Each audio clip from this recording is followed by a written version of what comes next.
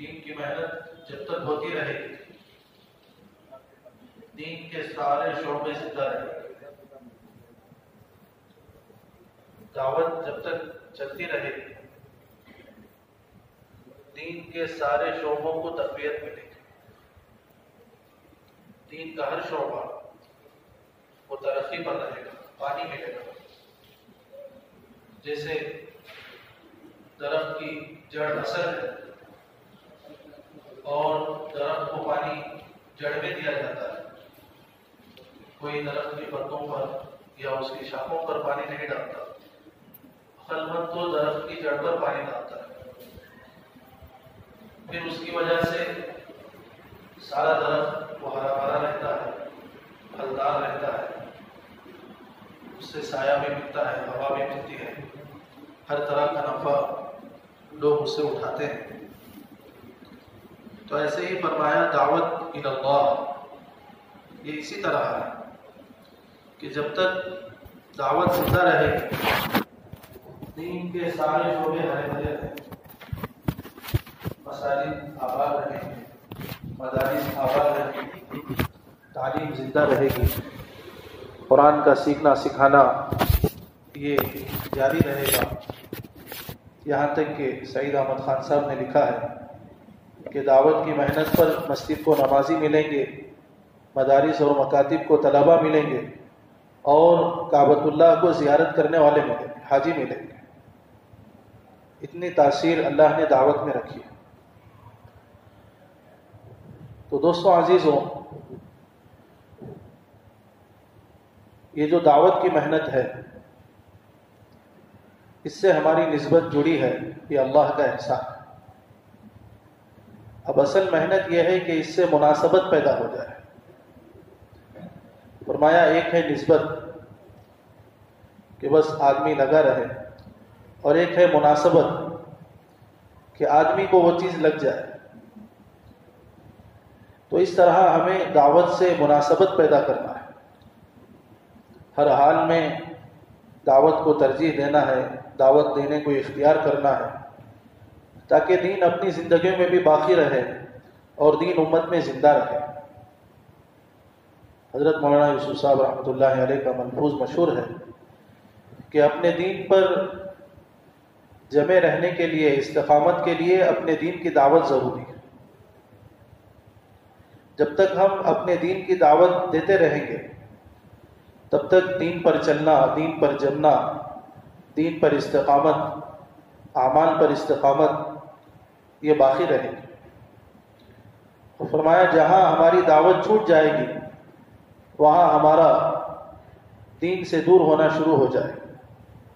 اسی لیے فرمایا کہ یا تو داعی بنیں گے یا مدعو بنیں گے، دعوت دیتے رہیں گے، داعی بنے رہیں گے، دعوت چھوڑ دیں گے تو پھر مدعو بن جائے گا، دوسرے ادیان کا شکار بن جائے گا، اور پھر دوسروں کی دیکھا دیکھی اعمال، یہ سب رواج، طور طریقے، یہ اس کے ہم شکار ہو جائیں۔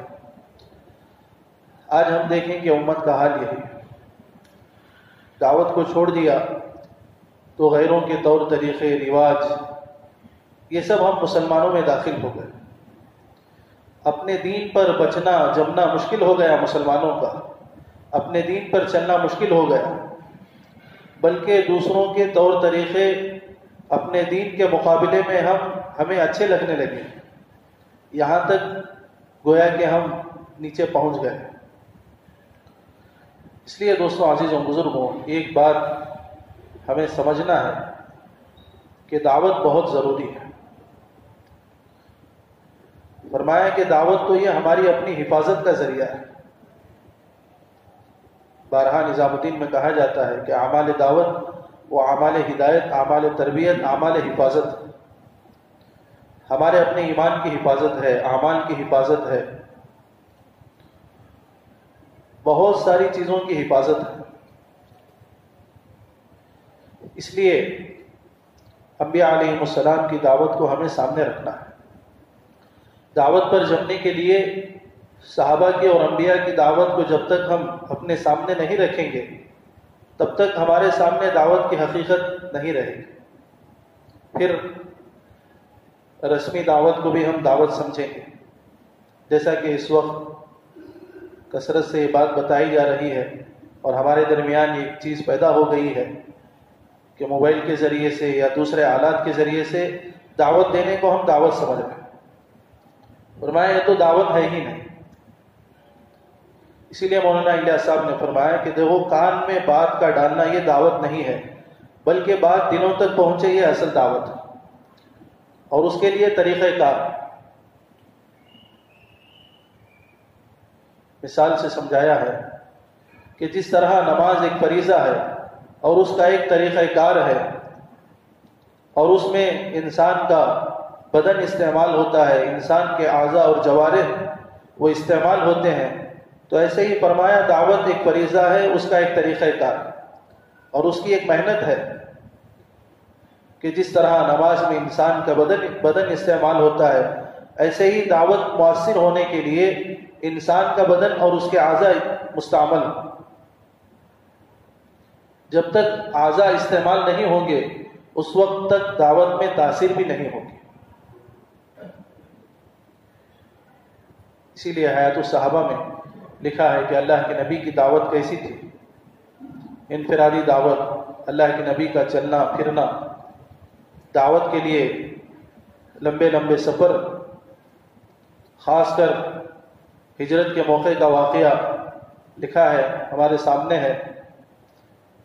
ایک تو مشکل سفر ہے، کٹھن سفر ہے، دشمن کا خوف ہے، پکڑے جانے کا خوف ہے،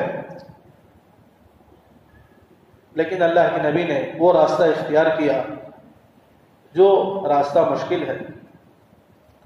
رہبر نے کہا کہ دو راستے ہیں، ایک راستہ آسانی والا ہے اور ایک راستہ اندر کا ہے. یہاں خطرہ بھی ہے، راستہ بھی مشکل ہے، ڈاکو رہتے ہیں. تو اللہ کے نبی نے ان دونوں کو دعوت دینے کے لیے ہی اس راستے کو اختیار کیا. گئے اس راستے میں، ان ڈاکوؤں سے ملاقات ہوئی، ان سے پوچھا کہ تمہارا نام کیا ہے؟ انہوں نے کہا موہانان عربی میں لفظ ہے جس کے معنی آتے ہیں ذلت کے. تو اللہ کے نبی نے ان کا نام بدلا، موہانان نہیں بلکہ مکرمان، تم ذلت والے نہیں عزت والے. پھر اللہ کے نبی نے انہیں دعوت دی اور انہوں نے دعوت کو قبول کیا. پھر دوستوں اسلام میں داخل ہو گئے. تو فرمایا کہ مجاہدہ، چلنا پھرنا، اس پر اللہ تعالیٰ سامنے والے کے دل کو کھولتے ہیں. سامنے والے کے دل پر بات اثر کرتی ہے ہمارے مجاہدے پر، ہماری قربانی پر. ہم یہ چاہیں کہ بات بھی پہنچ جائے اور ہمارا استعمال بھی نہ ہو. یہ دوستوں عزیزوں بزرگوں اس سے وہ تاثیر نہیں ہوتی. اس لیے اللہ کے نبی صلی اللہ علیہ وسلم کا معمول رہا. حضرت مولانا یوسف صاحب نے بیانات میں لکھا ہے کہ اللہ کے نبی نے پوری زندگی میں صرف بادشاہوں کے نام خط لکھے، اس کے علاوہ کبھی کسی کو خط کے ذریعے سے دعوت نہیں دی. اللہ کے نبی کا وصف یہ تھا کہ اللہ کے نبی خود چل کر جاتے اور خود دعوت دیتے، چاہے کتنی ہی دور ہو، چاہے رات ہو، چاہے دن ہو. اللہ کے نبی کی دعوت کا حال لکھا ہے کہ اللہ کے نبی صبح سویرے نہا دھو کر پاک صاف کپڑے پہن کر گھر سے نکلتے اور دعوت دیتے. بازاروں میں، مکے کی گلیوں میں، کبھی اونچے ٹیلوں پر، کبھی پہاڑوں کی اونچائی پر چڑھ کر جہاں معلوم ہوتا کہ لوگ ہیں وہاں پہنچ جاتے. تو یہ اللہ کے نبی کی محنت تھی. جب دھوپ تیز ہو جاتی تو اللہ کے نبی کا یہ حال ہوتا کہ اللہ کے نبی کے بال پراگندہ ہیں اور کپڑے میلے کچیلے ہیں، چہرے پر گرد و غبار ہے. تو یہ اللہ کے نبی کی دعوت کا حال تھا کہ اس حال کو دیکھ کر اللہ کے نبی کی بیٹی رونے لگی. تو دوستوں عزیزوں بزرگوں یہ اللہ کے نبی کی محنت تھی کہ خود پہنچتے تھے، چلتے تھے، پھرتے تھے. تو حضرت نے لکھا ہے کہ صرف بادشاہوں کے نام اللہ کے نبی نے خط لکھا اور پھر اس خط کو صحابی کے ہاتھ میں دے کر بھیجا. ایسا نہیں کہ خط پہنچا دیا ڈاک کے ذریعے سے یا کسی اور کے ذریعے سے، بلکہ صحابی کے ہاتھ میں دیا کہ تم جا کر اپنے ہاتھوں سے پہنچا. تو اس لیے دوستوں عزیزوں بزرگوں، جب تک دعوت میں صحیح طریقہ کار رہے گا وہ دعوت مؤثر رہے گی، اور جہاں رواجی طریقے داخل ہو جائیں گے پھر وہ تاثیر ختم ہو جائے گی۔ اس لیے اس محنت کو اصل طریقہ کار کے ساتھ کرنا بہت ضروری ہے، اور اصل طریقہ کار وہ صحابہ کی سیرت ہے، حضور صلی اللہ علیہ وسلم کی دعوت ہے۔ اسی لیے بار بار یہ بات کہی جا رہی ہے کہ ہم حیات الصحابہ پڑھیں، حیات الصحابہ کو دیکھتے رہیں۔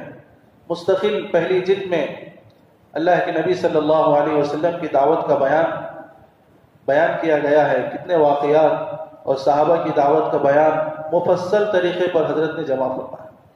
ایک ایک صحابی کی دعوت کو حضرت نے جمع فرمایا کہ ایک ایک صحابی کیسے دعوت دیا کرتے تھے، کیسے دعوت میں مشغول رہتے تھے، اللہ کے نبی دن بھر کیسے اپنے آپ کو دعوت میں مشغول رکھتے تھے۔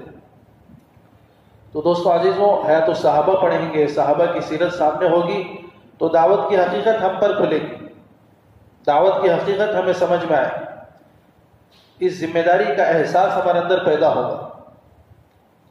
اصل میں بات یہ ہے کہ ہم نے اس ذمہ داری کو ذمہ داری نہیں سمجھا۔ اللہ کے نبی صلی اللہ علیہ وسلم کی طرف سے بھی بڑی سخت تاکید ہے، امر بالمعروف اور نہی عن المنکر کے کرتے رہنے کی تاکید اللہ کے نبی صلی اللہ علیہ وسلم کی طرف سے ہے۔ فضائل اعمال میں کتنی روایتیں حضرت نے جمع فرمائی ہیں کہ تم ضرور بھی ضرور امر بالمعروف اور نہی عن المنکر کرتے رہو، ورنہ ظالم بادشاہوں کو اللہ تعالیٰ مسلط کر دیں گے، پھر تمہارے برگزیدہ لوگ دعائیں مانگیں گے، وہ دعائیں قبول نہیں ہوں، اللہ کی نصرت کو تم پکارو گے، پھر اللہ کی مدد نہیں ہوگی۔ اس لیے دوستوں عزیزوں بزرگوں، اس فریضے کو سمجھنا کہ اللہ نے ہمیں اس امت میں پیدا ہی کیا اسی فریضے کے، یہی ہمارا خاص وصف ہے، یہی ہماری خاص صفت ہے، امتیازی شان بلکہ بدلا ہے، ترائے امتیاز جس کو کہتے ہیں۔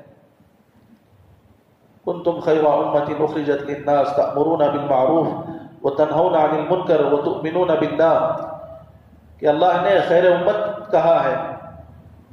تو حیات الصحابہ میں لکھا ہے، بارہا ہم نے سنا، حضرت عمر رضی اللہ عنہ فرماتے ہیں کہ خیر امت میں داخل ہونے کے لیے اس آیت میں جو شرط بیان کی گئی ہے اس کو پورا کرنا ضروری ہے، اور وہ شرط امر بالمعروف اور نہی عن المنکر ہے۔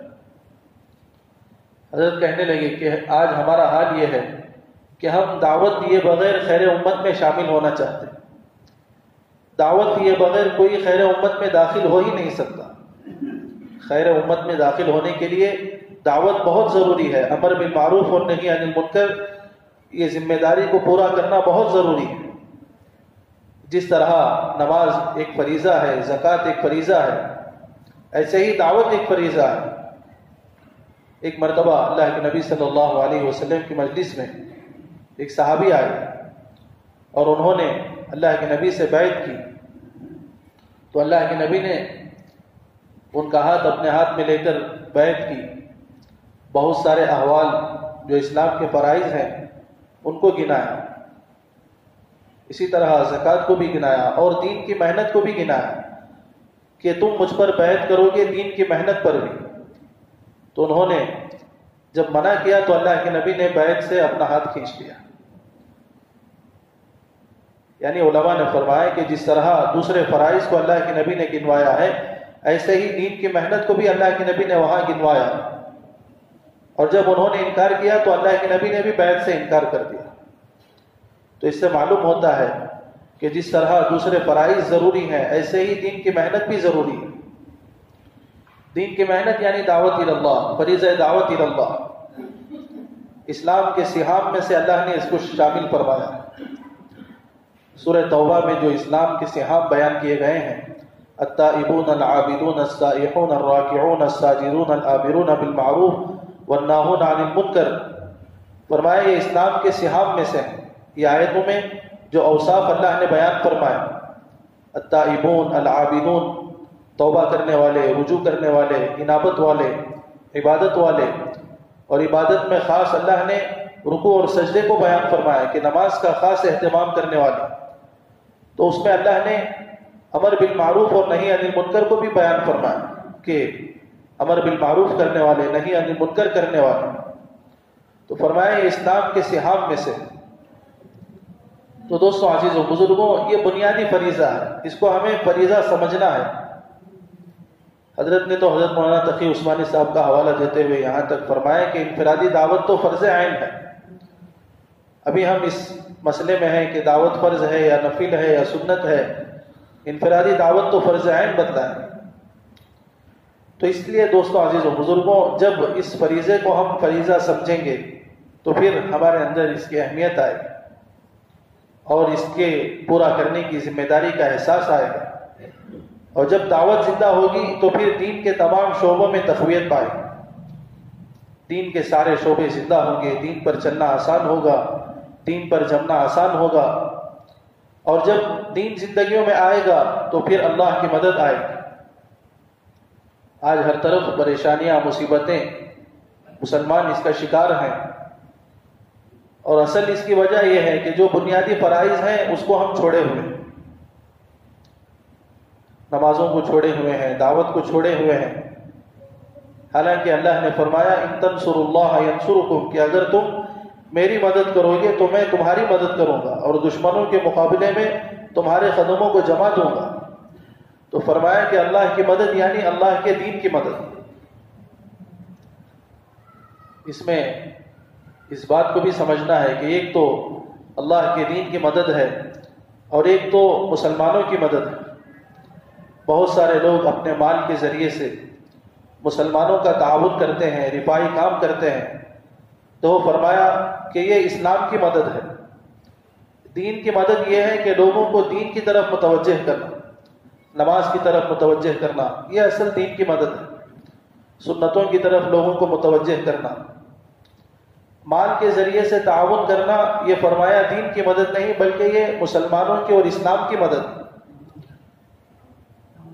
اس پر اللہ کی مدد کا وعدہ نہیں ہے بلکہ اللہ کی مدد کا وعدہ دین کی مدد پر، کہ جب ہم دین کی مدد کریں گے، دین کی مدد یعنی دین کو زندہ کرنے کی کوشش کرنا، لوگوں کی زندگیوں میں دین کو زندہ کرنے کی کوشش کرنا، یہ اصل دین کی مدد ہے۔ مساجد کو آباد کرنا، گھروں میں اعمال دعوت کو زندہ کرنا، لوگوں کی زندگیوں میں سنتوں کو زندہ کرنا، لوگوں کا تعلق اللہ سے جوڑنا، یہ فرمایا اصل دین کی مدد ہے، اور پھر اس پر اللہ کی مدد ہے۔ تو اس لیے دوستوں عزیز و بزرگوں، اللہ کی مدد کا جو وعدہ ہے وہ اللہ کے دین کی مدد پر۔ جب ہم اللہ کے دین کی مدد میں لگیں گے، اللہ تعالیٰ ہماری مدد میں لگ جائے۔ پھر اللہ نے فرمایا ان ینصرکم اللہ فلا غالب لکم، اور جب اللہ تعالیٰ مدد کرنے پر آئے تو کوئی تم پر غلبہ حاصل نہیں کر سکتا۔ یہ اللہ کا وعدہ ہے کہ کوئی ہم پر غلبہ حاصل نہیں کر سکتا۔ اللہ نے قرآن میں دوسری جگہ فرمایا وعد اللہ الذین آمنوا منکم وعملوا الصالحات لَيَسْتَخْلِفَنَّهُمْ فِي الْأَرْضِ كَمَا اسْتَخْلَفَ الَّذِينَ مِنْ قَبْلِهِمْ۔ اللہ تعالیٰ کا وعدہ ہے ایمان اور اعمال صالحہ والوں کے ساتھ کہ اللہ تعالیٰ زمین کا خلیفہ بنا کر رہیں، زمین کی خلافت اور زمین کے سارے خزانوں کا مالک اللہ تعالیٰ دیندار اور دین کی مدد کرنے والوں کو بنائیں گے، اللہ کا وعدہ ہے۔ ایمان پر چلنے والے، اعمال صالحہ کو اختیار کرنے والے، دین کی محنت کرنے والے۔ دوستوں عزیز و بزرگوں، ہر قسم کی جو مدد ہے وہ اللہ کے دین کی مدد پر ہے، کہ جب تک ہم اللہ کے دین کی مدد میں لگے رہیں گے اللہ تعالیٰ ہماری مدد کرے۔ اس لیے بہت ضروری ہے کہ ہم اس فریضے کو فریضہ سمجھیں، اس محنت کو محنت سمجھیں، اس کام کو ہم اپنا کام سمجھیں۔ جیسے بہت سارے دنیاوی کام اس کو ہم ذمہ داری سے ادا کرتے ہیں، ذمہ داری سے پورا کرتے ہیں، اور اس کو ہم ذمہ داری سمجھتے ہیں کہ یہ ہمارا کام ہے، اس کے بغیر چارہ کار نہیں۔ ایسے ہی فرمایا کہ اعمال دعوت اور دین کی محنت یہ بھی ہماری ذمہ داری ہے، یہ بھی ایک اہم کام ہے، بلکہ سب سے بڑا کام ہے۔ سارے کاموں پر اس کو ہمیں اہمیت دینا ہے، فوقیت دینا ہے، اپنے سارے تقاضوں پر دین کی محنت کے تقاضے کو فوقیت دینا ہے، یہ اصل بات ہے۔ تو جب تک یہ چیز پیدا نہیں ہوگی اس وقت تک دنیا میں دین زندہ نہیں ہوگا، بلکہ ہمارا اپنا دین پر باقی رہنا مشکل ہو جائے۔ اس لیے دوستوں عزیز و بزرگوں، اس محنت کو ہمیں اصل محنت سمجھنا ہے، ہمارا کام سمجھنا ہے کہ یہ ہماری ذمہ داری ہے، یہ ہمارا فریضہ ہے۔ جب ہم اس محنت کو اپنی محنت سمجھ کر کریں گے تو پھر روزانہ وقت دینا آسان ہوگا، ہر تقاضے کو پورا کرنا آسان ہوگا، جب بھی اللہ کے دین کا تقاضا آئے آگے بڑھنا آسان ہوگا۔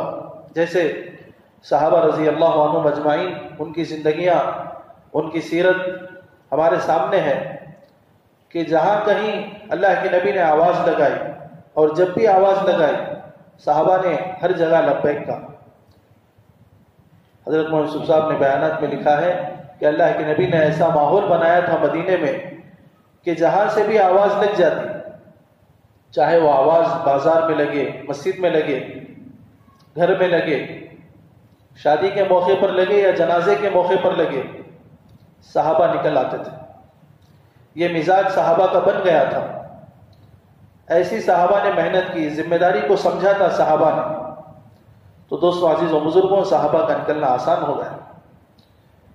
تو ایسے ہی ہم اس کام کو اپنا کام سمجھیں گے، ذمہ داری کو ذمہ داری سمجھیں گے تو پھر ہر حال میں کرنا آسان ہوگا۔ تھوڑے سے حالات آتے ہیں یا تھوڑی سی کمی آتی ہے تو پھر ہمارے قدم پیچھے ہٹنے لگتے ہیں، ہمتیں پست ہو جاتی ہیں۔ دوستوں عزیز و بزرگوں، جب اصل کام سمجھیں گے اور پھر اس کام پر اللہ کی جو غیبی مدد ہے وہ ہمارے سامنے ہوگی تو پھر ہمیشہ ہمت کے ساتھ آگے بڑھتے رہیں۔ اس لیے حیات الصحابہ میں لکھا ہے کہ جب صحابہ نے دعوت کو اپنا فریضہ اور اپنی ذمہ داری سمجھ لیا اور اپنی زندگی کا جز بنا لیا، گویا کہ زندگی کا ایک جز تھا، ایک حصہ تھا کہ اس حصے کے بغیر ان کی زندگی مشکل تھی۔ جیسے ہماری اپنی زندگی کی بہت ساری ضروریات ہوتی ہیں کہ ان ضروریات کے بغیر ہمارا جینا مرنا مشکل ہوتا ہے، تو ایسے ہی فرمایا صحابہ نے جب اس محنت کو اپنی زندگی کا جز بنایا اور اس محنت کو اپنی محنت بنائی، اس کام کو اپنا کام بنایا اور دنیا سے اپنی نظر کو ہٹا لیا، تو اللہ نے کیسی ان کی تائید کی، کیسی ان کی غیبی مدد کی۔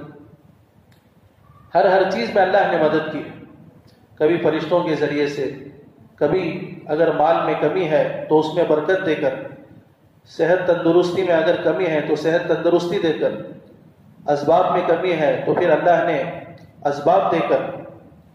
کوئی بھی چیز ایسی نہیں ہے جہاں اللہ نے ان کی غیبی تائید نہ کی ہو، غیبی مدد نہ کی ہو، چاہے وہ اپنے گھر میں رہے ہوں، چاہے وہ میدان میں رہے ہوں، چاہے وہ بدر کا موقع ہو، چاہے وہ احد کا موقع ہو۔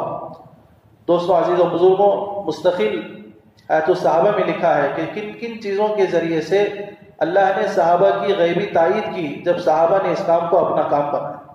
اس محنت کو جب صحابہ نے اپنی محنت بنا لیا تو کیسی کیسی چیزوں سے اللہ نے ان کی تائید کی، کبھی مال میں برکت دے کر، کبھی چیزوں میں برکت دے کر، اور کبھی فرشتوں کو اتار کر، حتیٰ کہ جنات کے ذریعے سے اللہ نے ان کی غیبی تائید کی، جانوروں کے ذریعے سے اللہ نے ان کی غیبی تائید کی کہ جانوروں سے صحابہ بات کیا کرتے تھے۔ واقعہ مشہور ہے حضرت ابن عمر رضی اللہ عنہ کا کہ جانور راستہ روکا ہوا تھا تو یہ گئے اور اس کو راستے سے ہٹایا۔ دوستوں عزیز و بزرگوں، یہ ساری چیزیں ہمارے سامنے ہیں۔ اللہ کے دین کے راستے میں صحابہ نے جب سمندر کو دیکھا تو اللہ نے پانی کو ان کے حوالے کر دیا، فرمایا کہ زمین کی ہر چیز کو اللہ نے صحابہ کے لیے مسخر کر دیا۔ زمین کی ہر چیز کو، آسمانوں کو مسخر کیا، زمین کو مسخر کیا، ہواؤں کو مسخر کیا، پانی کو مسخر کیا، ہر چیز کو، زمین کے غلات کو، زمین میں جتنی چیزیں ہیں، پہاڑوں کو اللہ نے صحابہ کے لیے موقع موقع پر مسخر کر دیا۔ تو فرمایا یہ اللہ کی غیبی تائید تھی صحابہ کے ساتھ۔ یہ اس وقت تھی جب صحابہ نے اس محنت کو اپنی زندگی کا جز بنایا اور دنیاوی اسباب سے نظر ہٹائی۔ تو یہی اصل ہے کہ محنت میں لگنے کے بعد ہمارا تعلق، ہمارا یقین مضبوط ہو۔ ایسا نہیں کہ ہم محنت میں بھی لگے ہیں اور اسباب میں بھی لگے ہیں، اسباب کا یقین بھی ہمارے اندر ہے۔ فرمایا اللہ کی طاقت سے فائدہ اٹھانے کے لیے اسباب کا یقین نکالنا ضروری ہے۔ اگر ہم اللہ کی طاقت کو، اللہ کی مدد کو اسباب کے ساتھ جوڑیں گے، فرمایا یہ اصل طریقہ نہیں۔ ایمان والے کا طریقہ یہ ہے کہ وہ اللہ کی مدد اسباب کے بغیر دیکھے، اسباب کا یقین نکل جائے۔ تو دوستوں، عزیز و بزرگوں، ایک تو یہ محنت ہے کہ محنت کو ہم سمجھنا ہے اور محنت کو کرنا ہے اور محنت کو اپنی زندگی کا جز بنانا ہے۔ جس طرح دیگر فرائض ہیں جس کو ہم فریضہ سمجھتے ہیں، ایسے ہی دعوت کو فریضہ سمجھنا ہے، ایک ذمہ داری ہے۔ اور دوسری چیز یہ ہے کہ اس محنت میں لگنے کے بعد مقصود کیا ہے، مطلوب کیا ہے؟ ہماری زندگیوں کی تبدیلی، ہمارے یقین کی تبدیلی، یہ مقصود ہے۔ اس کو بھی سامنے رکھنا ہے۔ ایسا نہیں کہ محنت کیے جا رہے ہیں لیکن کوئی تبدیلی نہیں، نہ ہی ہمارے صفات میں تبدیلی آ رہی ہے، نہ ہی ہماری زندگیوں میں تبدیلی آ رہی ہے، نہ ہی ہمارے یقین میں تبدیلی آ رہی ہے، تو پھر یہ محنت بے اثر ہے۔ فرمایا اس محنت کا خاصہ یقین کی تبدیلی ہے کہ ہمارے یقین بدل جائیں، ہماری زندگیوں میں اوصاف داخل ہو جائیں۔ فرمایا جتنا اوقات میں پرانا ہو اتنا اوصاف میں پرانا ہو، جتنا وقت لگتا رہے اتنے اوصاف ہماری زندگیوں میں داخل ہوتے رہے۔ یہ اصل چیز ہے۔ اس لیے ایک تو محنت میں لگنا ہے اور دوسرا محنت میں لگنے کے بعد اپنے اندر تبدیلی لانا ہے۔ اپنے اندر تبدیلی یہ ہے کہ سب سے پہلی تبدیلی تو یقین کی تبدیلی ہے کہ ہمارا یقین اللہ کی ذات سے مضبوط ہو جائے۔ فرمایا جتنا یقین مضبوط ہوگا اتنا ہی اللہ کی ذات سے ذاتی تعلق ہوگا، اللہ کی مدد کا یقین رہے گا، اللہ سے اس کا تعلق اتنا مضبوط ہوگا، اللہ پر اس کا بھروسہ اتنا مضبوط ہوگا۔ تو یقین اصل ہے۔ دوستوں، عزیز و بزرگوں، سارے اعمال کا دار و مدار یقین پر ہے کہ اعمال پر استقامت آئے گی۔ جتنا یقین مضبوط ہوگا اعمال پر جماؤ آئے گا، اعمال میں شوق پیدا ہوگا، اسباب سے دوری پیدا ہوگی۔ تو یہ سب سے پہلی تبدیلی ہے۔ فرمایا کہ اعمال دعوت میں لگنے کا اور اللہ کے راستے میں نکلنے کا بنیادی مقصد یقین کی تبدیلی ہے۔ یقین کی تبدیلی کے لیے دعوت کی محنت ہے۔ جتنا ہم مغیبات کو بولیں گے، اللہ سے ہونے کو بولتے رہیں گے، اتنا ہمارے یقین میں تبدیلی آئے گی۔ یہ صحابہ رضی اللہ عنہم کا وصف تھا کہ جس طرح صحابہ غیروں کو دعوت دیتے تھے، اپنوں کو بھی دعوت دیتے تھے، خود ایمان کے حلقے قائم کرتے تھے۔ آیت الصحابہ میں ہے کہ مساجد میں ایمان کے حلقے قائم کرتے تھے۔ لکھا ہے کہ مساجد کو کیوں بنایا گیا اور کیا کام مساجد میں کیے جاتے تھے، تو ان کاموں میں، ان اعمال میں ایمان کے حلقوں کا تذکرہ ہے کہ صحابہ مسجد میں ایمان کے حلقے قائم کرتے تھے، غیب کے تذکرے کرتے تھے، مغیبات کے تذکرے کرتے تھے، جس کی وجہ سے دوستوں، عزیز و بزرگوں، صحابہ کا یقین ایسا تھا کہ وہ اپنی خبر سے زیادہ اللہ کے نبی کی خبر کا یقین رکھتے تھے، اپنی بات سے زیادہ اللہ کے نبی کی باتوں پر یقین رکھتے تھے۔ اللہ کے نبی کی زبان سے جو بھی بات نکل جاتی اس کو سچا سمجھتے، اپنے تجربات کا انکار کرتے، اپنے مشاہدات کا انکار کرتے۔ آنکھوں کی دیکھی ہوئی چیز، اس کا انکار کرنا ان کے لیے آسان تھا اللہ کے نبی کی خبر کے مقابلے، اللہ کے نبی کی بات کے مقابلے میں، اللہ کے نبی کی حدیث کے مقابلے میں اپنی آنکھوں کا انکار یہ صحابہ کے لیے آسان تھا۔ تو یہ یقین صحابہ کا تھا، یقین مضبوط تھا۔ تو پھر اللہ کے نبی کی خبر پر ایسا یقین تھا کہ لوگوں کی آنکھوں کا جھٹلانا یہ ان کے لیے آسان تھا۔ مشہور واقعہ ہے حضرت ابو درداء رضی اللہ عنہ کا کہ لوگ آ کر خبر دے رہے ہیں، ایک آدمی آیا، دوسرا آدمی آیا، تیسرا آدمی آیا، خبر دے رہے کہ آگ لگی ہے اور آپ کا گھر جل رہا ہے، اور یہ پورے یقین کے ساتھ، پورے اعتماد کے ساتھ کہہ رہے ہیں کہ میرا گھر نہیں جلا، میرا گھر نہیں جلا، ہر آنے والے کی خبر کا انکار کر۔ تو دوستوں، عزیز و بزرگوں، یہ صحابہ کے اندر یہ یقین تھا۔ پوچھا کہ یہ یقین کیسے؟ تو فرمایا اللہ کے نبی نے ایک دعا سکھلائی ہے، اس دعا پر یقین کہ اللہ کے نبی کی زبان سے جو بات نکلی ہے وہ سچی ہے۔ حضرت ابو بکر رضی اللہ عنہ راستے میں جا رہے تھے، اللہ کے نبی جو شب معراج کا واقعہ ہے اس کو آ کر کفار کے سامنے بیان کیا تو انہوں نے انکار کیا ابو جہل حضرت ابو بکر رضی اللہ عنہ کے پاس گیا اور کہنے لگا کہ یہ بات ہے، بتاؤ کوئی ایک رات میں اتنا لمبا سفر کوئی کر سکتا ہے کہ ایک تو یہاں مسجد الحرام سے مسجد الاقصی اور پھر وہاں سے آسمانوں کی سیر، جنت اور جہنم کی سیر، یہ کون کر سکتا ہے؟ تو حضرت ابو بکر رضی اللہ عنہ نے پوچھا کہ یہ بات کس کی ہے، کس نے کہا ہے؟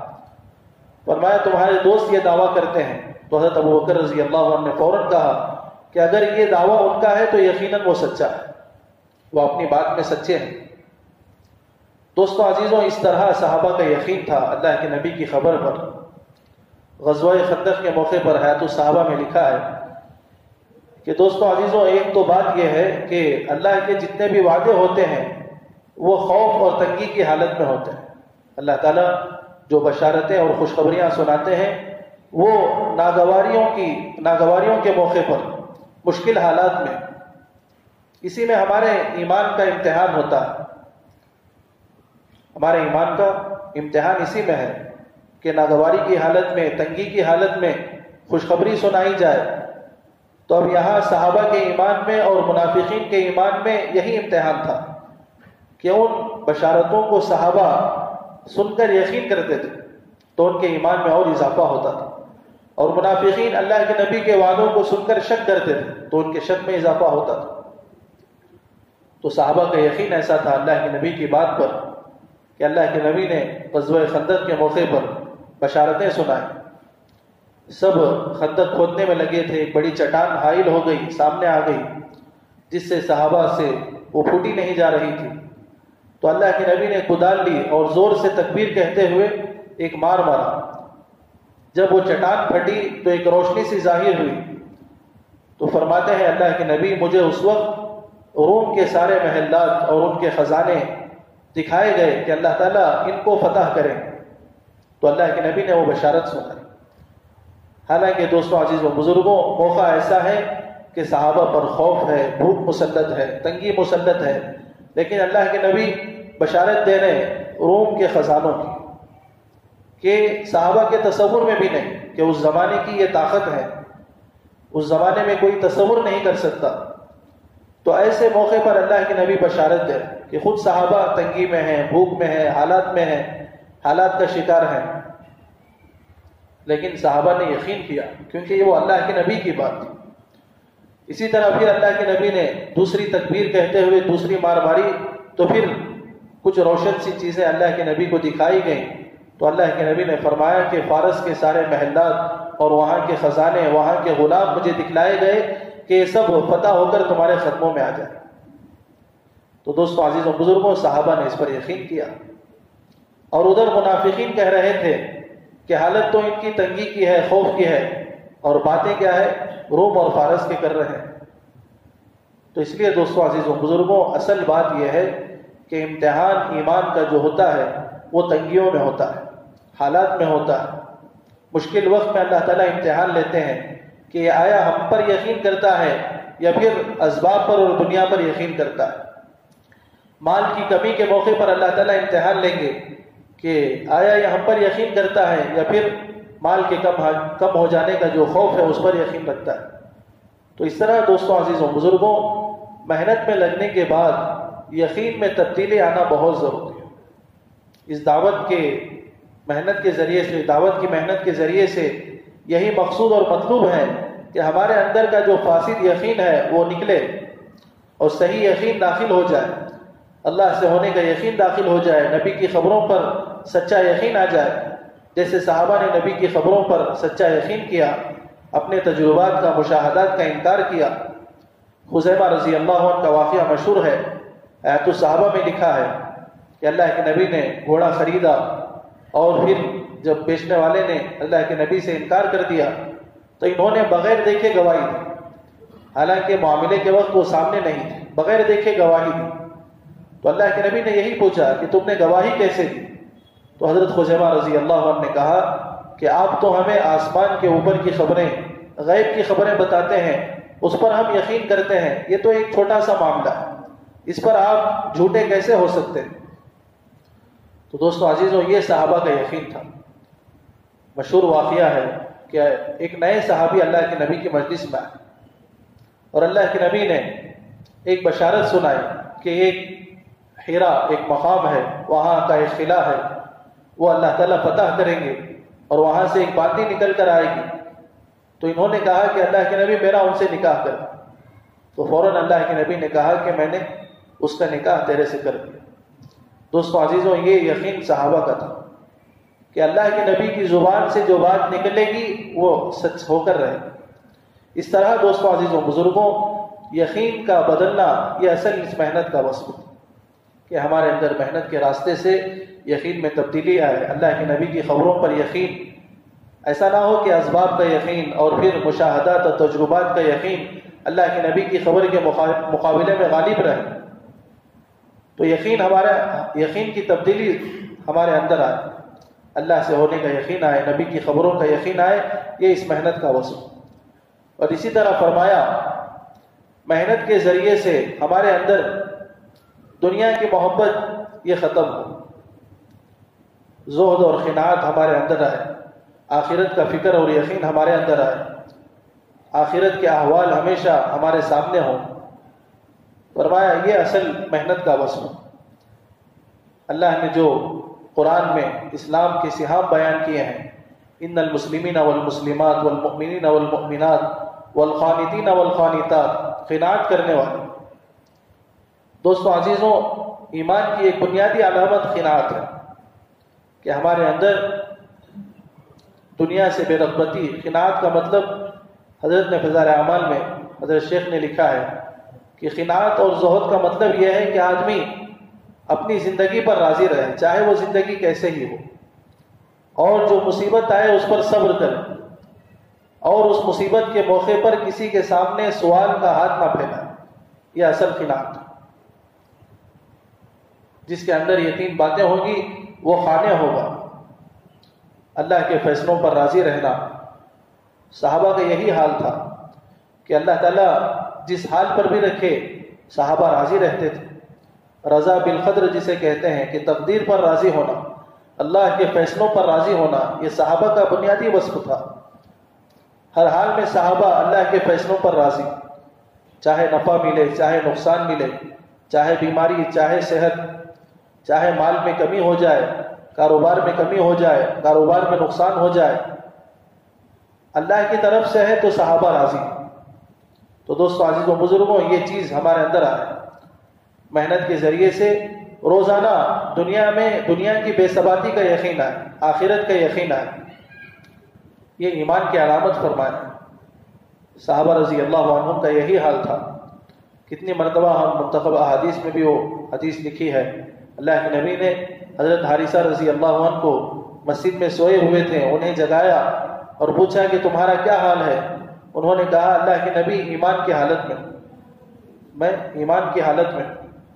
فرمایا کیا علامت ہے، کیا دلیل ہے کہ تم ایمان کی علامت، کہ تم ایمان کی حالت میں ہو، اس بات کی دلیل کیا ہے؟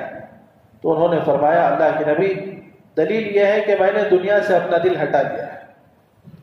سب سے پہلی چیز فرمایا کہ دنیا سے اپنا دل ہٹا لیا ہے، دنیا کی کوئی رغبت نہیں، کوئی چاہت نہیں، دنیا کے ملنے کی کوئی خوشی نہیں، اور دنیا کے چھوٹنے پر کوئی غم نہیں، کوئی افسوس نہیں۔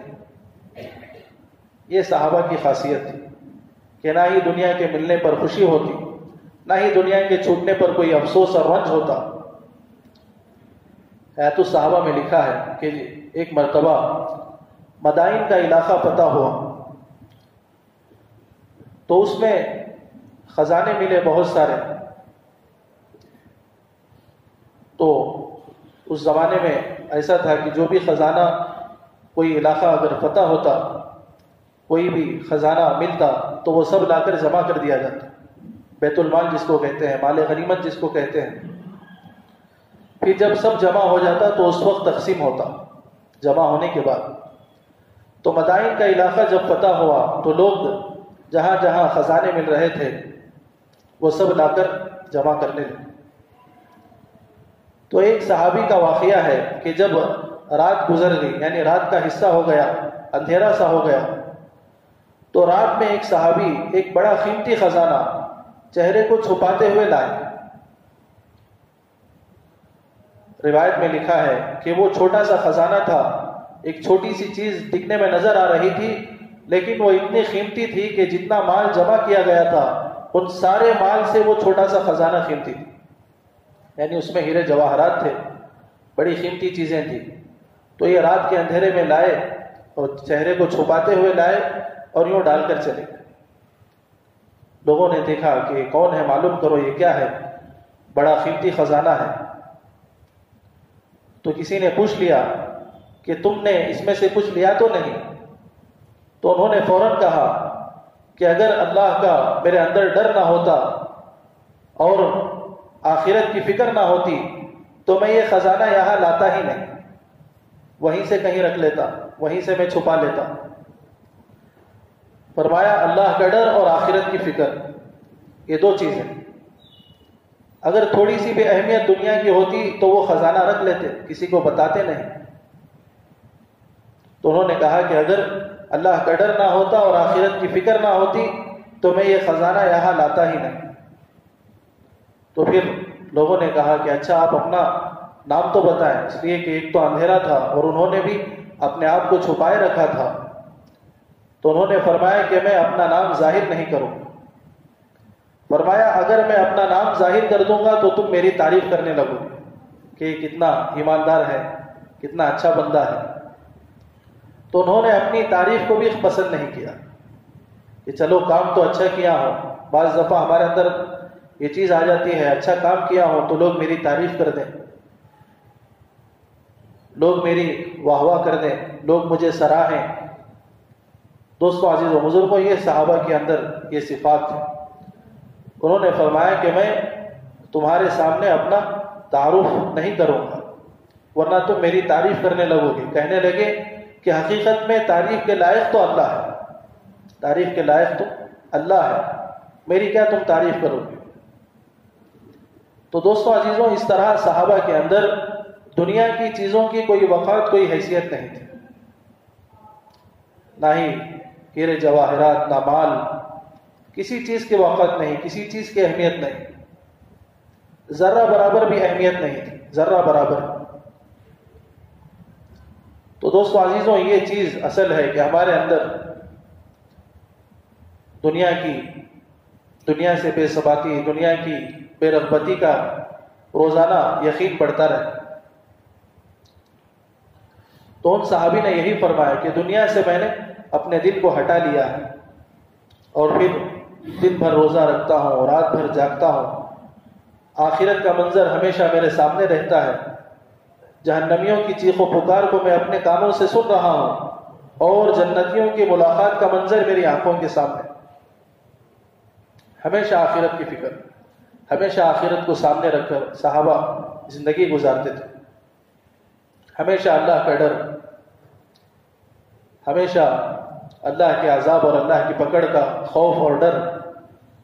یہ دوستوں عزیز و بزرگوں، محنت سے یہی مقصود ہے، مطلوب ہے کہ ہمارے اندر سے یہ جو دنیا کی اہمیت ہے، وقعت ہے، یہ کم ہو جائے، آخرت کا فکر بڑھ جائے، آخرت کا یقین غالب رہے، آخرت کے احوال کا منظر ہمارے سامنے رہے۔ اصل وجہ یہ ہے کہ صحابہ اکثر ان چیزوں کا مذاکرہ کرتے تھے اور ہمارے اندر سے یہ تذکرے ختم ہو گئے، آخرت کے تذکرے ختم ہو گئے، موت کے تذکرے ختم ہو گئے، یہاں تک کہ موت کا اگر تذکرہ آئے تو وحشت پیدا ہو جاتی ہے، حالانکہ موت یقینی ہے۔ تو یہ سارے تذکرے آج ہماری مجلسوں سے، ہمارے مذاکروں سے، ہماری باتوں سے ختم ہو گئے، جس کی وجہ سے ان چیزوں کا یقین بھی ختم ہو گیا۔ فرمایا جس چیز کا مذاکرہ ہوگا وہ چیز غالب رہے گی، اس چیز کی اہمیت آئے گی، وہ یقین رہے گا، اور جو بات مذاکرے سے ختم ہو جائے گی وہ فکروں سے، یقین سے، ذہن سے، ساری چیزوں سے ختم ہو جائے گی۔ صحابہ کی یہی خاصیت تھی کہ وہ ہمیشہ مغیبات کے تذکرے کرتے تھے۔ اس لیے دوستو عزیزوں بزرگوں، یہ بات بتائی جا رہی ہے کہ ہم مسجدوں میں، اپنے گھروں میں ایمان کے حلقوں کو قائم کریں، ایمان کے حلقوں کو قائم کریں گے، یہ ساری چیزیں پیدا ہوں، مسجد کو وقت دیں گے، یہ ساری چیزیں پیدا ہوں۔ ایمان کا حلقہ مستقل مقصود ہے، صحابہ مستقل صحابہ پر گشت کر کے ایمان کی دعوت دیتے تھے۔ کتنے واقعات ہیں. عبداللہ بن رواحہ رضی اللہ عنہ، بڑے بڑے صحابہ، حضرت معاذ بن جبل رضی اللہ عنہ، حضرت عمر رضی اللہ عنہ ایمان کے حلقے قائم کر رہے ہیں اور فرما رہے ہیں کہ ہم یہ مذاکرہ، یہ مجلس اس لیے قائم کرتے ہیں، یہ مذاکرہ اس لیے کرتے ہیں تاکہ ہمارے یقین میں اضافہ ہو جائے. تو دوستو عزیز و بزرگوں، ایمان کے حلقوں کا اس وقت قائم کرنا بہت ضروری ہے. ایمان کی اہمیت دل میں باقی رہے گی. ایمان اصل جو ہے، آخرت، یہ ساری چیزیں ہماری زندگیوں میں باقی رہیں.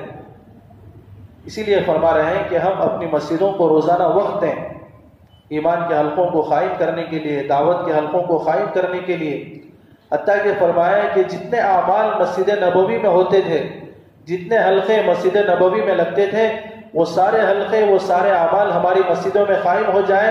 اس کے لیے ہمیں محنت کرنا ہے، مسجد کو وقت دینا.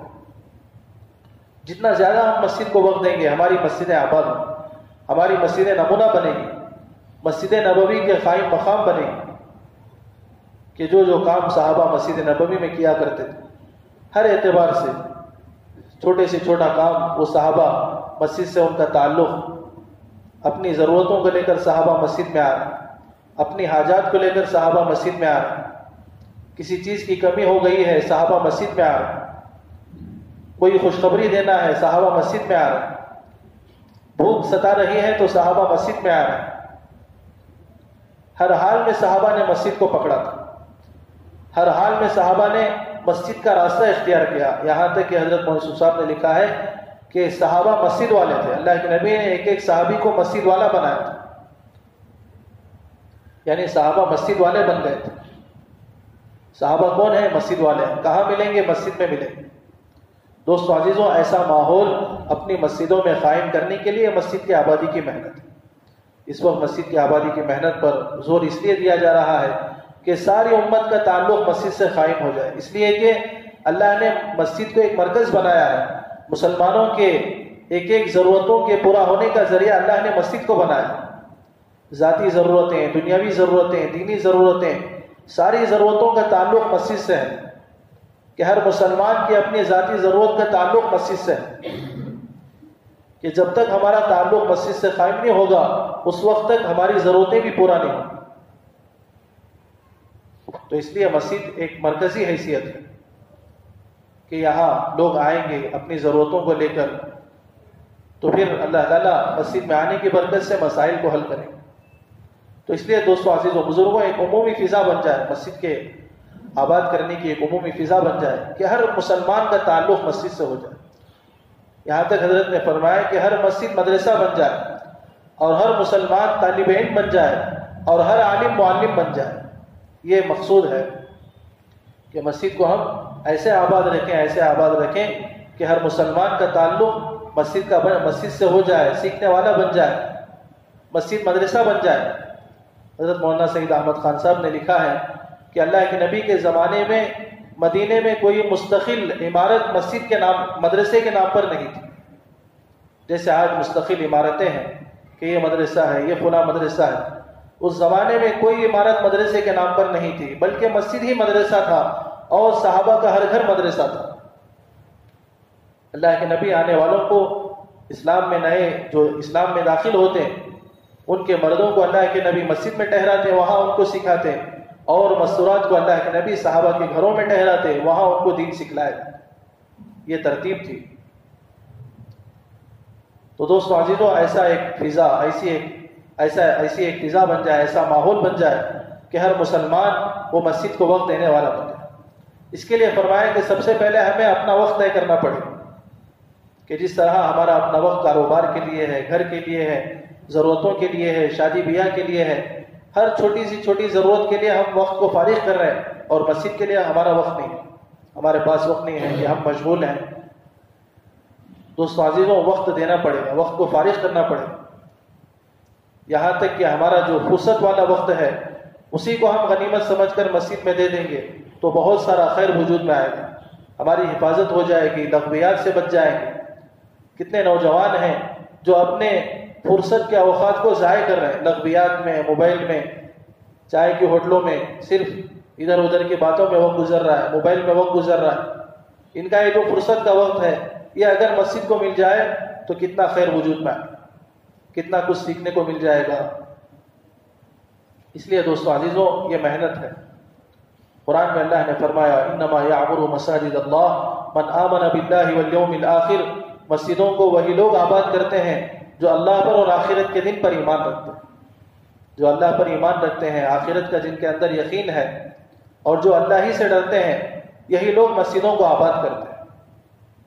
تو اس لیے دوستو ہم مسجد کو وقت دینا ضروری سمجھیں، جیسے ہم دیگر اپنی ضروریات کے لیے وقت کو فارغ کر رہے ہیں، وقت دے رہے ہیں، ایسے ہی مسجد کو وقت دینا یہ بھی ایک ہماری ضرورت بن جائے، ایک تقاضا ہے، ایک ضرورت ہے۔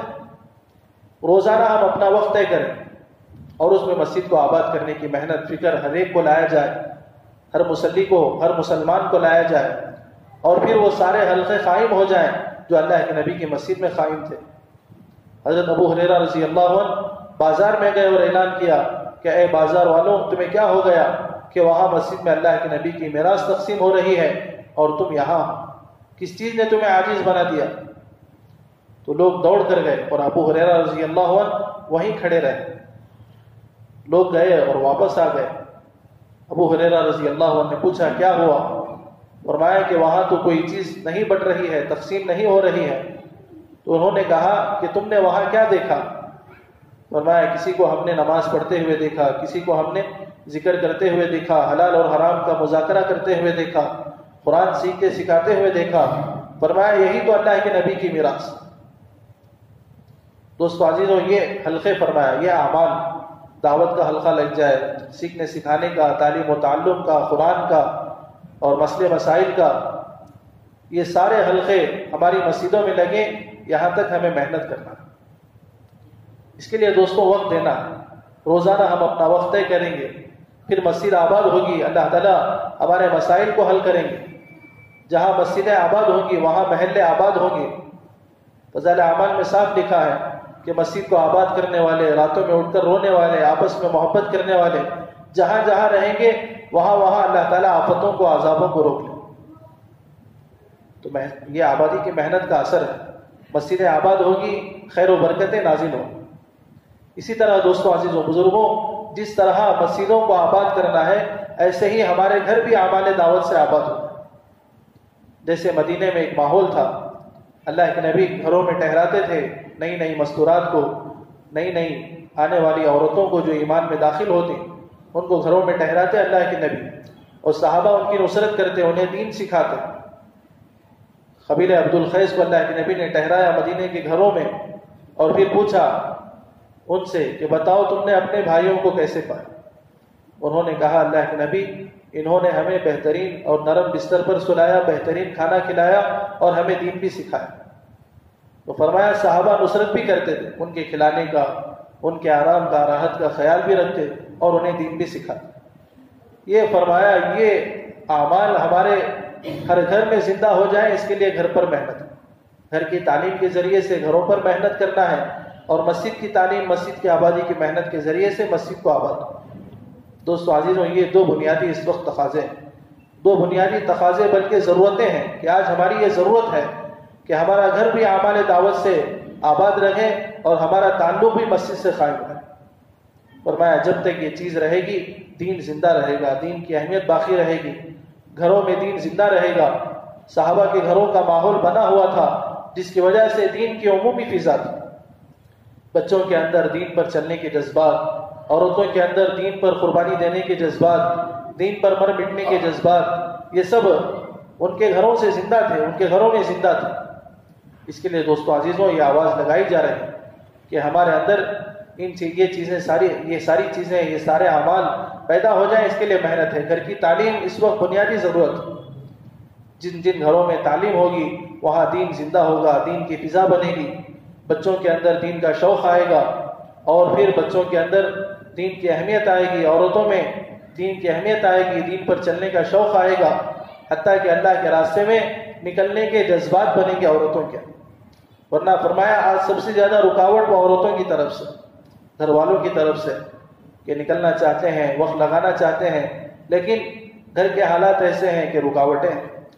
دوستو عزیزوں بزرگوں، جو جذبات صحابہ کی عورتوں میں تھے وہ اس تعلیم کے ذریعے سے، گھر کی تعلیم کے ذریعے سے وہ جذبات انشاءاللہ ہماری عورتوں میں پیدا، پھر فرمایا وہ ہمارے معاون اور مددگار بنے۔ اس کے لیے آج اس کے اہتمام کی ضرورت ہے۔ اکثر اس میں غفلت ہوتی ہے، کارگزاری میں ہمیں معلوم ہوتا ہے، ماہانہ جوڑوں میں جو کارگزاری آتی ہے، گھروں میں 5 اعمال کے ساتھ تعلیم بہت کم گھروں میں ہو رہی ہے۔ فرمایا کہ یہ تھوڑا سا دل پر لینے کی بات ہے۔ مولانا فاروق صاحب یہی کہہ رہے تھے کہ آج مسجد کی آبادی کی محنت میں بھی کمی ہے، گھروں میں 5 اعمال کے ساتھ یہ جو تعلیم، یہ جو بات کہی جا رہی ہے، اس میں کمی ہے۔ وجہ اس کی یہ ہے کہ ہم نے ابھی تک اس کو دل پر نہیں لیا کہ یہ اصل کام ہے۔ تھوڑے سے دل پر لینے کی بات ہے، تھوڑی سی ہمت کی بات ہے۔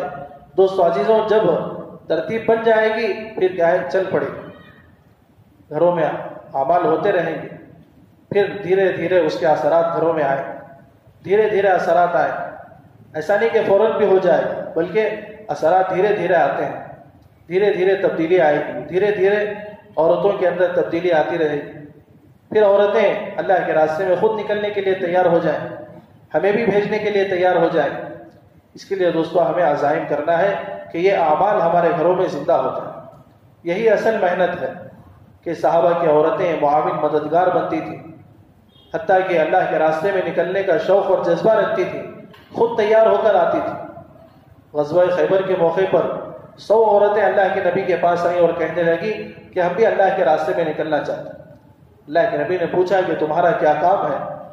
چونکہ شوق تھا، شوق سے وہ نکلی تھی، تو اپنے کام گنوائے کہ اللہ کے نبی ہم خدمت کا کام کریں گے، زخمیوں کی مرہم پٹی کریں گے، پانی لانے کا انتظام کریں گے، مردوں کے تیر پکڑانے میں ہم مدد کریں گے۔ جب بہت سارے کام گنوائے تو اللہ کے نبی نے خوشی سے اجازت دی۔ تو دوستو عزیزوں، یہ جذبات عورتوں کے اندر کہ اللہ کے راستے میں نکلنے کا شوق ہے، خود سے نکل رہی ہیں۔ فرمایا کہ کوئی اللہ کے نبی کا سفر ایسا نہیں ہے جس میں آپ نے عورتوں کو ساتھ لے کر نہ چلا، بلکہ ایک مرتبہ مفتی یعقوب صاحب یہاں تک کہنے لگے کہ مدینے میں عورتوں کی ایک جماعت ایسی تھی جو ہمیشہ تقاضے پر تیار رہتی، جب بھی اللہ کے نبی کی طرف سے آواز آئے عورتیں خود تیار ہو کر آ جاتی۔ تو دوستو عزیزوں، یہ ماحول کا بنانا اصل ہے، اور یہ ماحول بنے گا گھروں کی تعلیم کے ذریعے سے۔ ہمارے عورتوں کے اندر یہ جذبات بنیں گے گھروں کی تعلیم کے ذریعے سے، کہ گھروں میں تعلیم ہوگی، ان کے سامنے بار بار عورتوں کے دین پر مر مٹنے کے جذبات، ان کے واقعات بار بار ان کے سامنے آتے رہیں گے۔ عورتوں کا یقین، عورتوں کا جو زہد و تقوی، یہ بار بار ان کے سامنے آئے گا، تو پھر ان کے اندر اس کی اہمیت وقت پیدا، پھر ان کے اندر ہمت آئے گی، عمل کا شوق آئے۔ اس لیے دوستو عزیزوں، یہ بات بڑی اہمیت کے ساتھ بتائی جا رہی ہے کہ ہم اپنے گھروں کو بھی اعمال سے زندہ رکھیں، اور ہم اپنی مسجدوں کو بھی آباد رکھیں۔ مسجدیں آباد ہوگی، مسلمانوں کا تعلق مسجد سے ہوگا، پھر ان کے اندر کی جو خرابیاں ہیں وہ دور ہوں گی، ان کے اندر کا جو فساد ہے وہ دور ہوگا، نماز پڑھنے والے بنیں گے، قرآن کے سیکھنے سکھانے والے بنیں گے، پھر اللہ کے راستے میں نکلیں گے، زندگیوں میں تبدیلی آئے گی۔ عورتوں میں تعلیم ہوگی تو وہاں ان کے اندر صفات پیدا ہوں گی، ان کے اندر دین کی اہمیت آئے گی۔ اس لیے اس پر ہمیں اپنے آپ کو لانا ہے کہ روزانہ ایک تو اپنی ذات سے وقت کو طے کر کے مسجد کو وقت دینا، کہ ہمارے اندر اعمال مسجد کے ہم عادی بن جائیں۔ حضرت منصور صاحب نے یہی لکھا ہے کہ اعمال مسجد کے عادی بن جاؤ۔ جس طرح ہم اپنی ضرورتوں کے عادی بن جاتے ہیں، عادتیں ہو جاتی ہیں کہ اس کے بغیر چارہ نہیں، چائے کی عادت ہے اس کے بغیر چارہ نہیں، ایسے ہی مسجد کی ہمیں عادت بن جائے کہ مسجد کے بغیر چین نہیں۔ اسی لیے اللہ کے نبی نے فرمایا کہ جس آدمی کو تم مسجد میں کثرت سے آتا اور جاتا ہوا دیکھو تو اس کے ایماندار ہونے کی گواہی۔ مسجد میں آئیں گے، حدیث میں لکھا ہے، متقبہ حدیث میں، کہ جو آدمی مسجد کو کثرت سے آتا ہے وہ مسجد کا کھونٹا ہے۔ اگر وہ کسی ضرورت سے باہر چلا جائے تو فرشتے اس کو ڈھونڈتے پھرتے ہیں، اگر وہ بیمار ہو جائے تو فرشتے اس کی عیادت کرتے ہیں، اگر وہ کسی کام میں پھنس جائے تو فرشتے اس کی مدد کرتے ہیں۔ دوستو عزیزوں بزرگوں، یہ اللہ تعالیٰ یہ اہمیت فرشتوں کے اندر بھی ڈال دی کہ یہ مسجد والا ہے، پھر ہمارے کاموں میں فرشتوں کی مدد ہوگی، ہمارے کام آسان ہوں گے۔ تو اس لیے دوستو عزیزوں بزرگوں، مسجد کی اہمیت کو سامنے رکھ کر ہمیں وقت دینا ہے، مسجد کے عادی بننا ہے، مسجد کے اعمال کے عادی بننا ہے، پھر دھیرے دھیرے مسجد کو آباد کرنے میں ان سارے حلقوں کو قائم کرنا ہے جو حلقے، جو اعمال مسجد نبوی میں تھے۔ اس لیے کہ اعمال کی اثر تاثیر ہے، اعمال کی تاثیر اصل ہے۔ مسجد نبوی میں جو اعمال تھے ان کی تاثیر ایسی تھی کہ اللہ کے نبی سخت سے سخت کافروں کو مسجد میں ٹھہراتے. سمامہ رضی اللہ عنہ جو ابھی اسلام میں داخل نہیں ہوئے تھے، اسلام لانے سے انکار کر رہے تھے، اللہ کے نبی نے مسجد میں ٹھہرا. ان کا دل بدل گیا، انکار کر رہے تھے. اللہ کے نبی اسلام پیش کر رہے تھے اور یہ انکار کر رہے تھے، لیکن مسجد کے اعمال میں لگے رہے، مسجد کے اعمال میں رہے تو ایسی تاثیر ان کے اندر آئی کہ خود آ کر اللہ کے نبی سے اقرار کرنے لگے کہ اللہ کے نبی اب مجھے آپ کلمہ پڑھا.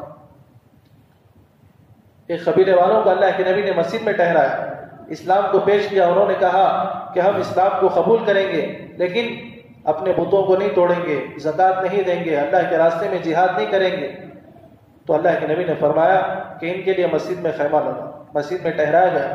تو فرمایا مسجد کے اعمال کی تاثیر سے ان کا دل بدلا، مسجد کے اعمال میں رہے تو پھر ایسی تاثیر ان کے اندر پیدا ہوئی کہ خود آ کر اقرار کرنے لگے کہ اللہ کے نبی ہم ایمان لائے ہیں تو اب زکوٰۃ بھی دیں گے، اپنے بتوں کو توڑ دیں گے، اللہ کے راستے میں جہاد بھی کریں گے.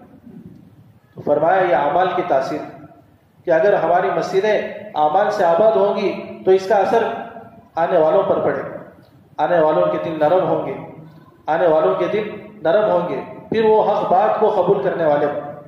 اس طرح دوستوں، عزیزوں، بزرگوں، اصل کام یہ ہے کہ ہم اپنی مسجدوں کو روزانہ وقت دے کر مسجدوں کو ہم آباد کریں، اعمال کے اعتبار سے آباد کریں. اس میں وہ سارے اعمال قائم ہو جائیں جو اعمال مسجد نبوی میں ہوتے تھے، اور پھر اللہ کے راستے میں نکلنے کی ایک عمومی فضا بنے. لوگ کثرت سے مسجد میں آئیں گے، پھر ان کی تشکیل ہوگی، اللہ کے راستے میں نکلنے کا ایک مزاج ان کے اندر آئے گا. اللہ کے راستے میں نکلنے کی اہمیت ہم ان کو بتائیں، اللہ کے راستے میں نکلنے کا جو فائدہ ہے ان کو ہم بتائیں گے تو پھر اللہ کے راستے میں لوگ نکلنے والے بنے. یہ دو محنتیں ہیں اصل، ایک تو اپنے مقام میں رہ کر مسجد کو وقت دینا ہے اور پھر ایک اللہ کے راستے کا خروج. دوستو عزیزوں، یہ دونوں ضروری.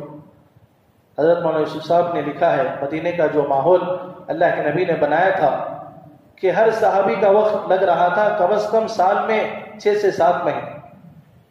حضرت نے اندازہ لگایا کہ اللہ کے نبی نے اپنی مدینے کی جو محنت ہے، مدینے میں جو اللہ کے نبی نے قیام فرمایا، اس مختصر مدت میں 150 سے زیادہ جماعتیں اللہ کے نبی نے بھیجی ہیں، اور اس میں تقریباً 25 یا 27 جماعتوں میں اللہ کے نبی بنفس نفیس شریک رہے اور باقی جماعتوں کو اللہ کے نبی نے روانہ کیا. تو اس کا اندازہ لگایا حضرت نے کہ ہر صحابی کے حصے میں تقریباً سال میں 6 سے 7 مہینے کا خروج ملتا ہے، کہ ہر صحابی کا وقت لگ رہا ہے، 6 مہینے باہر ہیں، 7 مہینے باہر ہیں. اور جماعتوں کی جو مدت ہوتی تھی، وقت کا جو حساب تھا، وہ کوئی ایسا نہیں تھا کہ یہ صرف چلے کی یا 3 دن کی جماعتیں ہیں. کم و بیش اوقات کبھی کسی جماعت کے 6-7 مہینے، 40 دن، اور پھر کم و بیش اوقات 1 مہینہ، مدتیں کم و بیش ہوتی رہی ہیں، لیکن ہر صحابی خروج میں. اور اسی طرح فرمایا، آگے لکھا ہے کہ جب یہ صحابہ تقریباً سال میں 6 سے 7 مہینے وقت لگا کر آتے تو اب ایسا نہیں کہ یہ مدینے میں اپنے گھروں میں رہتے، اپنے کاروبار کی فکر. مشہور واقعہ حیات الصحابہ میں لکھا ہے کہ صحابہ آپس میں مشورہ کرنے لگے کہ ہم نے اللہ کے نبی کا بہت ساتھ دیا، اب دین غالب ہو رہا ہے، اب ہم اپنے کھیتیوں کی اور جو باغات ہمارے اجڑے پڑے ہیں اس کی ہم تھوڑی سی اب اصلاح کر لیں گے. اتنا سوچا ہی تھا کہ اللہ کے نبی پر وہاں وحی نازل کہ تم اپنے آپ کو ہلاکت میں نہ ڈالو. دوستو عزیزوں، فرمایا یہ ہلاکت میں ڈالنا ہے. تو اس لیے صحابہ جب خروج میں رہتے تو خروج میں، اور جب مقام پر رہتے تو مسجد کو وقت دینے والے، آنے والوں کو سکھانا، آنے والوں کی نصرت کرنا، جو لوگ اسلام میں داخل ہوتے ہیں ان کو دین سکھانا. تو یہ مسجد کو وقت دیتے، مستقل مشغول رہتے صحابہ. کوئی مسجد کو دن میں وقت دے رہے ہیں، کوئی رات میں وقت دے رہے ہیں، آدھا دن آدھی رات تقسیم کر کے وقت دے رہے ہیں کہ آدھا دن مسجد میں، آدھا دن گھر میں، آدھی رات مسجد میں، آدھی رات گھر میں، آدھا دن کاروبار میں، 1 دن کاروبار میں، 1 دن مسجد میں. اس طرح مختلف اوقات کو تقسیم کر کے صحابہ نے مسجد کے لیے وقت کو طے کیا. تو فرمایا یہ ہمارے سامنے دونوں محنت ہے. ایک تو اللہ کے راستے کا خروج ہے کہ اللہ کے راستے میں ہم نکل کر سارے عالم کی فکر کریں، اس لیے کہ ہم عالمی امتی کے عالمی لگے، پورے عالم میں دین کو زندہ کرنے کی فکر کرنا، یہ ہماری اصل محنت ہے، یہ ہمارا اصل ہدف ہے کہ پورے عالم ہمارا سامنے ہو، پورے عالم کی بے دینی پر ہمارے اندر فکریں ہوں اور پورے عالم میں دین کو زندہ کرنے کی فکر ہو. یہ اصل ہمارا ہدف ہے. تو دوستو عزیزوں، ایک تو اللہ کے راستے کا خروج کہ صحابہ ہر حال میں نکلنے کو ترجیح دیتے، صحابہ ہر حال میں نکلنے کو ترجیح دیتے تھے. اور نکلنا تو دوستو عزیزوں اصل بات یہ ہے کہ یہ نکلنا اللہ کا حکم، صحابہ نے اس کو اللہ کا حکم سمجھا تھا. انفروا خفافا وثقالا، کہ ہر حال میں نکلو، ہلکے ہو یا بھاری. کتنی روایتیں ہیں حیات الصحابہ میں کہ بڑی عمر والے صحابہ وہ اللہ کے راستے میں نکلتے تھے صرف اس آیت کو سامنے رکھ کر. ابو ایوب انصاری رضی اللہ عنہ ہیں، ابو طلحہ انصاری رضی اللہ عنہ ہیں، ان کے واقعات حیات الصحابہ میں لکھے ہیں کہ ان کے سامنے جب عذر پیش کیا جاتا کہ آپ معذور ہیں، آپ کمزور ہیں، ابو طلحہ انصاری رضی اللہ عنہ کو ان کی اولاد نے کہا کہ آپ تو ایک لمبے زمانے میں، ایک لمبے عرصے میں آپ نے اللہ کے راستے میں جہاد کیا، اللہ کے نبی کے ساتھ نکلے ہیں. ابو بکر رضی اللہ عنہ کے زمانے میں آپ نکلے ہیں، عمر رضی اللہ عنہ کے زمانے میں آپ نکلے ہیں، اب آپ معذور ہیں. تو انہوں نے کہا کہ یہ آیت ہمیں بیٹھنے نہیں دی. انفروا خفافا وثقالا، ہر حال میں نکلو. حضرت مقداد رضی اللہ عنہ کا واقعہ ہے کہ بدن کے اعتبار سے اتنے بھاری تھے کہ اگر وہ کسی چارپائی پر بیٹھتے تو سارا گوشت باہر لٹک، اتنے وزندار آتے. لیکن ان کے سامنے جب یہ آیت پڑھی گئی، کہیں سے کان میں پڑ گئی تو بے چینی پیدا ہو اور کہا کہ دیکھو چلو نکلنا ہے، ہر حال میں نکلنا. لوگوں نے کہا کہ آپ تو معذور ہیں، آپ اٹھنے بیٹھنے میں معذور ہیں. انہوں نے کہا کہ یہ آیت ہمیں بیٹھنے نہیں دیتی.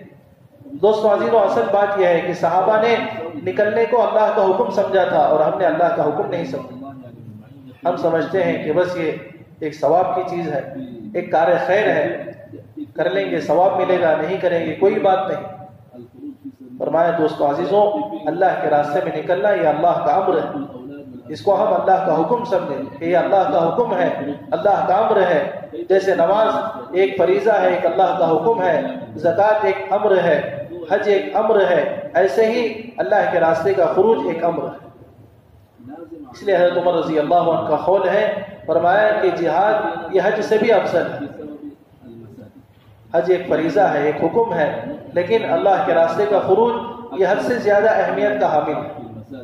اس لیے دوستو عزیزوں، جب ہم اللہ کے راستے میں نکلنے کو اللہ کا حکم سمجھیں گے، ضروری سمجھیں گے، تو ہر حال میں ہمارا وقت لگانا آسان ہے. جیسے صحابہ ہر حال میں نکلتے تھے. حضرت سعد اسود رضی اللہ عنہ کا واقعہ مشہور ہے کہ شادی کا موقع ہے تو کالے کلوٹے، اسود ان کا لقب ہی تھا کہ کالے آدمی، سعد ان کا نام تھا، اسود لقب تھا. اتنے کالے ہیں کہ کوئی رشتہ ابھی تک نہیں لگا ہے اور اللہ کے نبی نے رشتہ طے کیا ایک خوبصورت لڑکی کے ساتھ. اب دوستو عزیزوں، جذبات ہوتے ہیں، گئے بازار میں سامان خریدنے کے لیے، ضروریات خریدنے کے لیے، لیکن آواز لگی ہے بازار میں تو وہیں سے نکلے. یہ صحابہ کا مزاج تھا کہ جہاں بھی آواز لگ جاتی وہیں سے نکل جاتی. حضرت حنظلہ رضی اللہ عنہ غسل کرنے کے لیے بیٹھے ہیں، حمام میں آواز لگی ہے تو وہاں بے چینی پیدا، ابھی غسل کو پورا نہیں کیا، نکل گئے. تو ان کے اندر یہ اہمیت تھی اللہ کے راستے میں نکلنے کی اہمیت، خروج کی اہمیت، کہ جہاں کہیں آواز لگ جاتی وہاں سے لبیک کہہ کر. اس لیے دوستو عزیزوں، اس اہمیت کو ہمارے اندر پیدا کرنا اللہ کے راستے کا خروج. اس لیے حضرت نے فرمایا کہ آج ہمارے اندر نکلنے میں جو کمی آئی ہے، وجہ اس کی یہ ہے کہ نہ نکلنے پر اللہ کی طرف سے جو پکڑ ہے، جو وعید ہے، وہ ہمارے سامنے ہے. اس کو ہم نے بولنا چھوڑ دیا، کہنا چھوڑ دیا. ہم صرف کہتے ہیں کہ بھئی نکلو نکلو. اگر نہیں نکلیں گے تو اللہ کی طرف سے کیا پکڑ آئے گی، اللہ کی طرف سے کیا عتاب آیا ہے، اس کو ہم نے چھوڑ دیا. مشہور صحابی ہیں، مشہور واقعہ ہے غزوہ تبوک کا. 3 بڑے صحابہ ہیں، ہر حال میں اور ہر وقت انہوں نے اللہ کے نبی کے ساتھ نکلنے کو ترجیح دی ہے، لیکن ایک مرتبہ پیچھے رہے تو فرمایا سب سے بڑا عتاب شریعت میں نازل ہوا. حالانکہ صحابہ سے دیگر گناہ سرزد ہوئے ہیں، بہت ساری چیزیں سرزد ہوئی ہیں، لیکن جو غصہ، جو عتاب اللہ کے راستے میں رکنے کی وجہ سے نازل ہوا، اتنا بڑا عتاب کسی اور چیز پر نازل ہوا. اس کو صاف حضرت فرماتے ہیں. اس لیے دوستو عزیزوں بزرگوں، جب ہمارے اندر یہ چیز رہے گی کہ نہ نکلنا یہ حالات کو دعوت دینا ہے، ہم کسی حال کی وجہ سے رک رہے ہیں تو فرمایا نہ نکلنا اس سے بڑے حال کو دعوت دینا، اس سے بڑے حال میں پھنسنا ہے گویا. اس لیے اللہ کے راستے میں صحابہ ہر حال میں نکلنے کو ترجیح دیتے. نکلے ہیں صحابہ تو دوستو عزیزوں دین پھیلا ہے، دین پہنچا ہے، دین ہم تک آیا ہے. ایسے ہی ہم اللہ کے راستے میں نکلتے رہیں گے، دین زندگیوں میں باقی رہے گا. فرمایا نکلنا ضروری ہے. الا تنفروا يعذبكم عذابا علیما. اللہ نے فرمایا اگر تم نہیں نکلو گے تو سخت سے سخت سزا دی جائے. اور پھر اسی آیت کے بعد اللہ نے فرمایا الا تنصروه. تو فرمایا علماء نے کہ دیکھو خروج پر اللہ کی طرف سے نصرت، اس لیے کہ اللہ نے نفر اور نصرت کو ایک ساتھ بیان کیا. یہاں خروج ہوگا، نفر ہوگا، وہاں اللہ کی طرف سے نصرت آئے. اور ہم یہ سوچ رہے ہیں کہ اللہ کی طرف سے پہلے نصرت آئے پھر ہم نکلیں، ہمارے کام بن جائے، ہماری ضرورتیں پوری ہو جائیں پھر ہم نکلیں گے. فرمایا اپنے کاروبار کو نقصان کرنا یہ اصل نکلنے سے ہوتا ہے کہ نکلیں گے نقصان ہوگا تب دوستو عزیزوں نکلنے کی اہمیت آئے گی، دین کی اہمیت آئے گی. اگر ہم سمجھیں گے کہ سارے احوال پورے ہو جائیں، ساری ضرورتیں بھی پوری ہو جائیں اور ہمارا نکلنا بھی ہو جائے، یہ بہت مشکل ہے. اس لیے صحابہ کے جو نکلنے کے واقعات ہیں اس کو ہم سامنے رکھیں کہ کن کن حالتوں میں صحابہ نے نکلنے کو ترجیح دی اور کیسی کیسی حالتوں میں صحابہ نکلے ہیں اور نہ نکلنے پر صحابہ افسوس کرتے تھے. واقعات ہیں حیات الصحابہ میں.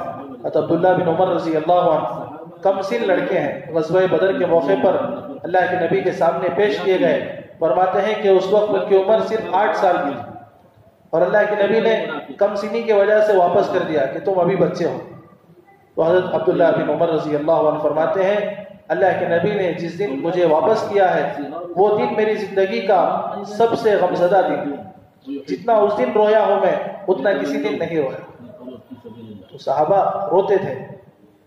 ایک دو صحابی تھے، اللہ کے نبی نکل گئے اللہ کے راستے میں، اب ان کو سہولت میسر نہیں ہوئی، سواری کا انتظام نہیں ہوا تو رونے لگے. تو ایک تیسرے صحابی کا گزر ہوا، کیا بات ہے رو رہے ہو؟ فرمایا اللہ کے نبی نکل گئے ہیں اور ہمارے پاس کوئی سہولت نہیں ہے اس لیے ہم رو رہے ہیں. تو فرمایا انہوں نے ان کے لیے سواری کا انتظام کیا.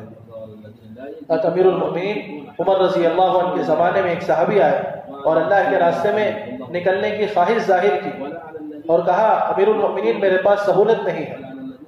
تو امیر المؤمنین نے کہا کہ ان کے لیے سہولت کر لو، ان کے لیے کچھ انتظام کر لو. تو جو جن سے کہا گیا انہوں نے ان کو بیت المال میں لے گئے. تو انہوں نے فرمایا کہ مجھے مال کی ضرورت نہیں ہے، مجھے تو بس سواری چاہیے اور سواری کے لیے اور راستے کے لیے تھوڑا سا توشہ چاہیے. تو پھر ان کے لیے انتظام کیا گیا، وہ اللہ کے راستے میں. اس طرح دوستو عزیزوں بزرگوں صحابہ نکلا کرتے تھے. صحابہ کے نکلنے کی وجہ سے دین زندگیوں میں آیا ہے، دین عالم میں پہنچا ہے، دین پوری دنیا میں زندہ ہوا ہے. ہر حال میں صحابہ نے نکلنے کو ترجیح دی ہے. اسی طرح اگر ہم بھی نکلیں گے ایک تو ہمارے احوال بھی درست ہوں گے اور دین بھی زندگیوں میں باقی رہے گا. اس کے لیے نکلنا بہت ضروری ہے. اس کے لیے ہمتیں کریں، ارادے کریں، عزائم کریں کہ ہم اللہ کے راستے میں دیر اور دور کے لیے ہمیشہ نکلتے رہیں. جب تک نکلتے رہیں گے تب تک احوال بھی درست ہوں.